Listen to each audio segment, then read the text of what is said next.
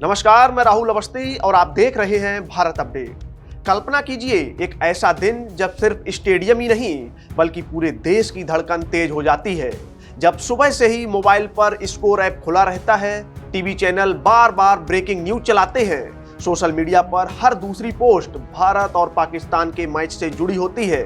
जब चाय की दुकानों से लेकर दफ्तरों और कॉलेजों तक हर जगह एक ही सवाल पूछा जाता है कि आज क्या होगा, कौन जीतेगा, कौन दबाव में टूटेगा और कौन इतिहास बनाएगा। जी हां, 15 फरवरी 2026 T20 वर्ल्ड कप का सबसे बड़ा मुकाबला भारत बनाम पाकिस्तान। जगह थी कोलंबो का आर प्रेमदासा स्टेडियम। लेकिन यह मुकाबला सिर्फ क्रिकेट का नहीं था, यह दो देशों के बीच दशकों पुराने तनाव, राजनीतिक रिश्तों, भावनात्मक जुड़ाव और राष्ट्रीय गर्व का प्रतीक था। इस मैच को लेकर दोनों देशों में जबरदस्त उत्साह था क्योंकि दोनों टीमें शानदार फॉर्म में थीं।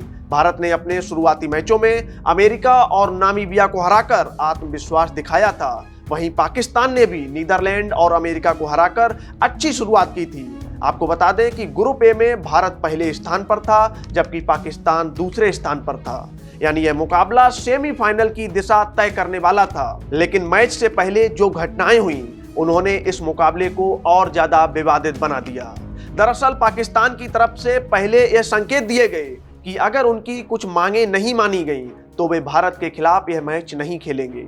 यहां तक कहा गया कि वे पूरे टूर्नामेंट से हट सकते हैं। यह सिर्फ खेल से जुड़ा फैसला नहीं था, यह अंतरराष्ट्रीय मंच पर दबाव बनाने की पाकिस्तान की रणनीति थी। इस रणनीति के पीछे जिस नाम की सबसे ज्यादा चर्चा हुई वह था पाकिस्तान के सेना प्रमुख फील्ड मार्शल असीम मुनीर, जिनके बारे में कहा गया कि उन्होंने क्रिकेट को भी राजनीतिक हथियार की तरह इस्तेमाल करने की कोशिश की। पहले बड़े बयान दिए, फिर मीडिया में अपना माहौल बनाया और फिर आईसीसी पर दबाव डालने की कोशिश की गई। लेकिन इस बार यह चाल उनकी काम नहीं आई। आईसीसी ने साफ और कड़े शब्दों में कह दिया कि टूर्नामेंट तय नियमों के तहत ही चलेगा। कोई भी देश दबाव बनाकर फैसले नहीं बदलवा सकता और अगर कोई टीम हटती है तो उसे आर्थिक नुकसान उठाना पड़ेगा। और यही पाकिस्तान की रणनीति पूरी तरीके से फ्लॉप हो गई, पूरी तरीके से टूट गई।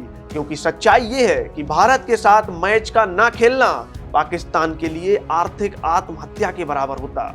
एक भारत पाकिस्तान मैच से आईसीसी को हजारों करोड़ों रुपए की कमाई होती है और इस मुकाबले की अनुमानित वैल्यू 4 से 5 हजार करोड़ रुपए तक होती है। सिर्फ 10 सेकंड का विज्ञापन ही करीब 40 लाख रुपए में बिकता है और पाकिस्तान को हर साल आईसीसी से लगभग 310 करोड़ रुपए का रेवेन्यू मिलता है। और अगर पाकिस्तान यह मैच नहीं खेलता तो यह पैसा खतरे में पड़ जाता, उनकी छवि खराब होती और आईसीसी से रिश्ते बिगड़ जाते।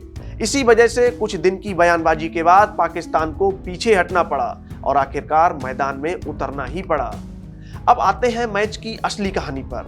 भारत ने टॉस हारकर पहले बल्लेबाजी की। आपको बता दें कि शुरुआत भारतीय टीम ने थोड़ी संभल कर की, लेकिन धीरे धीरे रन की गति बढ़ाई और 20 ओवर में 7 विकेट खोकर भारत ने 176 रन बना दिए।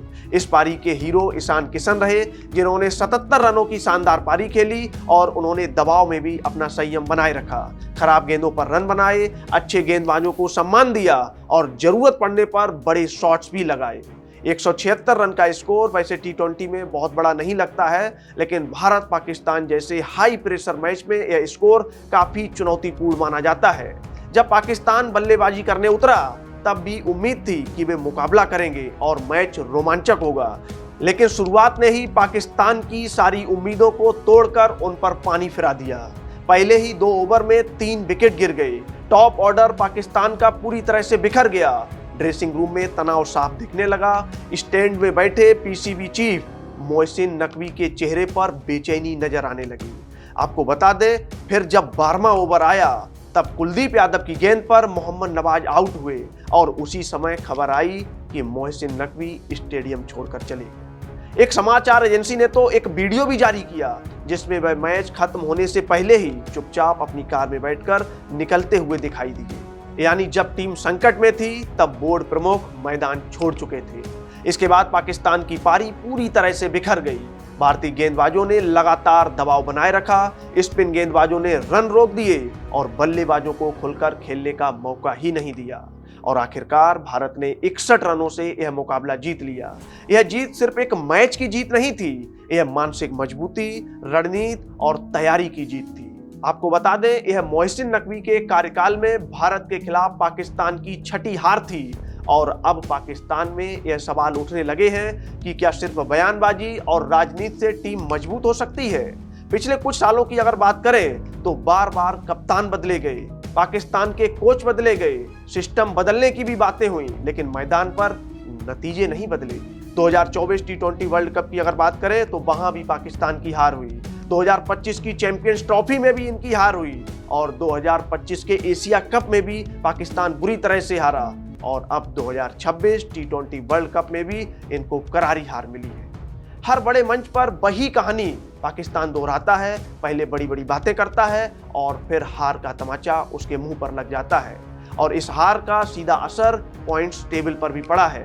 आपको बता दें, भारत ने सुपर 8 में अपनी जगह पक्की कर ली है, पाकिस्तान तीसरे नंबर पर फिसल गया है और वहीं अमेरिका दूसरे स्थान पर है और उसका नेट रन रेट बेहतर है।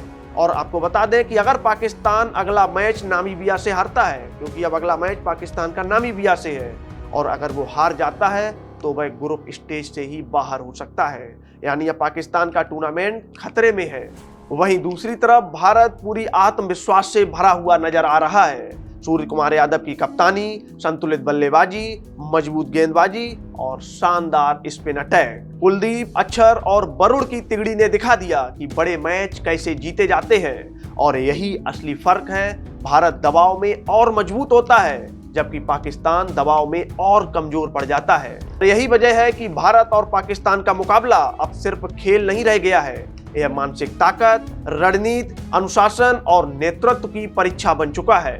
15 फरवरी का यह मैच फिर से साबित कर गया कि क्रिकेट सिर्फ बल्ला और गेंद का खेल नहीं है, यह राजनीति है, यह पैसा है, यह मनोविज्ञान है और यह राष्ट्रीय भावना है। और इस बार भी भारत ने दिखा दिया कि बड़े मंच पर शोर नहीं, प्रदर्शन बोलता है और यही है भारत बनाम पाकिस्तान का असली मतलब। एक मैच से कहीं ज्यादा, एक कहानी, एक संदेश और इतिहास में दर्ज होने वाला एक और अध्याय।